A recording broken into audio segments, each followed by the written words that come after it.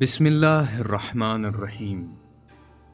زمانہ جاہلیت میں رسول اللہ صلی اللہ علیہ وآلہ وسلم کا مانوس دوست کتاب رسول اللہ صلی اللہ علیہ وآلہ وسلم کے معتبر واقعات، مؤلف سید محمد حسن رضوی۔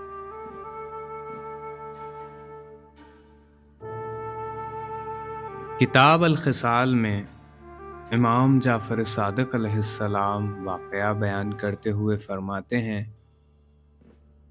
ایک دن جناب جبرائیل علیہ السلام رسول اللہ صلی اللہ علیہ وآلہ وسلم پر نازل ہوئے اور فرمایا، اے محمد صلی اللہ علیہ وآلہ وسلم، اللہ عز و جل نے 5 افراد کے بارے میں آپ کی شفاعت کو قبول کر لیا ہے۔ پہلی، وہ شکم جس نے آپ کو اٹھائے رکھا، وہ حضرت آمنہ بنت وہب ابن عبد مناف ہے۔ دوسرے، وہ ہستی جس کے صلب سے حضرت تشریف لائے، وہ حضرت عبداللہ ابن عبد المطلب ہے۔ تیسرے، وہ گود جس نے آپ کی کفالت کی، وہ جناب عبد المطلب ابن ہاشم ہے۔ چوتھے، وہ گھر جس نے آپ کو پناہ دی، وہ حضرت عبد المناف ابن عبد المطلب ابو طالب ہے۔ پانچویں، وہ بھائی جو زمانہ جاہلیت میں آپ کا بھائی ہوا کرتا تھا۔ حضرت سے پوچھا گیا، اے اللہ کے رسول، یہ بھائی کون ہیں؟ حضرت نے فرمایا، اسے مجھ سے انسیت و رفاقت تھی اور مجھے اس سے انسیت اور رفاقت تھی۔ وہ سقی تھا جو لوگوں کو کھانے کھلایا کرتا تھا۔ سبق آموز نکتہ۔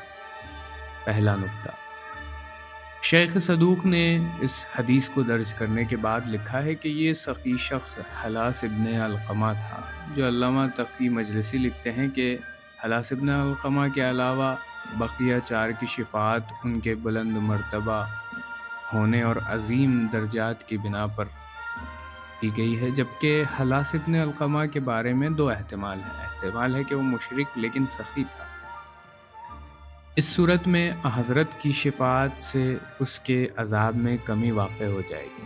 یہ بھی احتمال ہے کہ وہ دین ابراہیم کے پیروں ہونے کی وجہ سے مسلمان ہو۔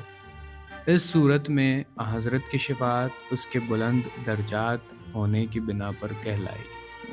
دوسرا نکتہ، اللہ تعالیٰ نے سخاوت کو دیگر انسانی اعلیٰ صفات پر ترجیح دی ہے اور اسے عذاب سے چھٹکارے کا باعث قرار دیا ہے۔ سخاوت ایسا انسانی صفت ہے جس کے ذریعے انسان جہاں بخل و کنجوسی اور حرص و طمع کی تاریکیوں سے نجات حاصل کرتا ہے، وہاں غریب و نادار اور فقیر و مسافر لوگوں کی خدمت کو بھی انجام دیتا ہے۔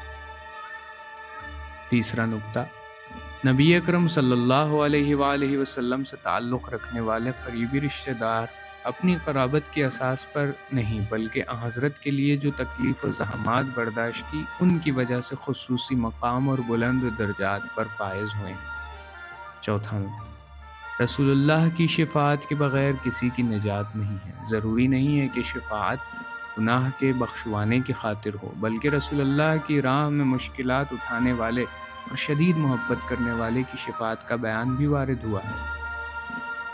پانچواں نکتہ، اس روایت سے ثابت ہوتا ہے کہ رسول اللہ صلی اللہ علیہ وآلہ وسلم کے والدین اور دادا و چاچا عظیم درجے کے مومن اور بلند جنتیوں میں ہیں۔ بعض اہل حدیث اور وہابی فاسد اور گمراہ کن نظریات کی اس روایت سے نفی ہوتی ہے، جن کے مطابق نعوذ باللہ رسول اللہ کے والدین اور مدافع یعنی چاچا مسلمان نہیں تھے۔